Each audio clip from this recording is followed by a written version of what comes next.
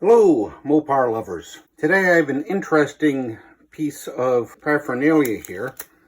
You'll have to forgive me for taking off this rubber band, but the snake skin is being held on not by static electricity as it's meant to be, but by a rubber band. Actually, now it's being held on by the static electricity. Well, that's nice.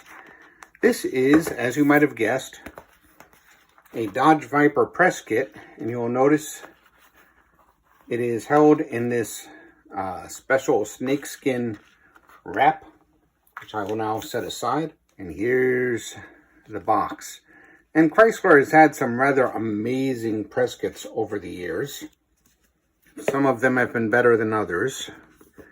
At this point, I guess it was an SRT Viper rather than a Dodge Viper. And when you open up this box,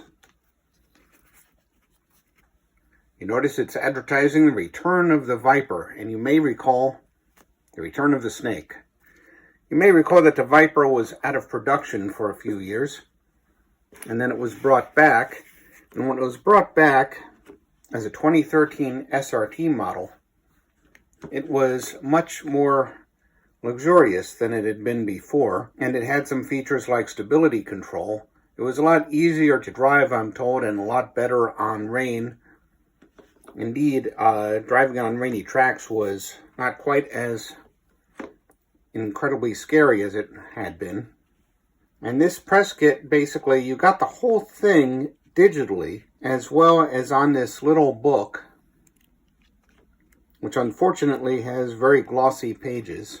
And that engine was always insane for torque, low-end torque. Here you see that it produced 640 horsepower and 600 pound-feet of torque. Really, you know, that stump pulling torque, as they called it, really came in at low revs.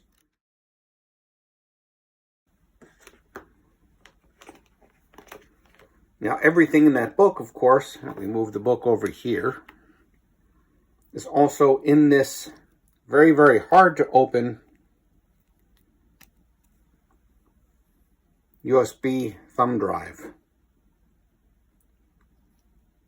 with the new snake logo, which I understand when you put it upside down does not look like Donald Duck.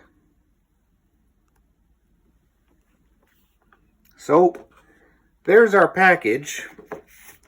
I will be bringing out some more Viper press kits later on, and if you really are into Vipers, then I will suggest this excellent book by Maurice.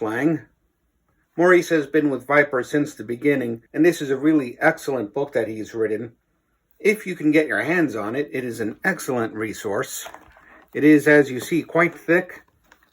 It is very professionally done. It has many excellent photos, and it really goes into the whole history of the vehicle, all 25 years. Now, if you can't find a copy of that book, and you probably can't, may I suggest my own little work, my humble book, Dodge Viper, the full story of the world's first V10 sports car. It is available via Veloci Books. You can get it on Amazon or elsewhere, wherever fine books are sold, and also wherever less fine books are sold. What I recommend, this is one of the original hardcovers in the shrink wrap. What I recommend that is to get the paperback, which has updated text. So any issues that we had with the text, we're addressing the paperback, and we could have some additional material. So I'll see you soon, and in the meantime, buy one of these books.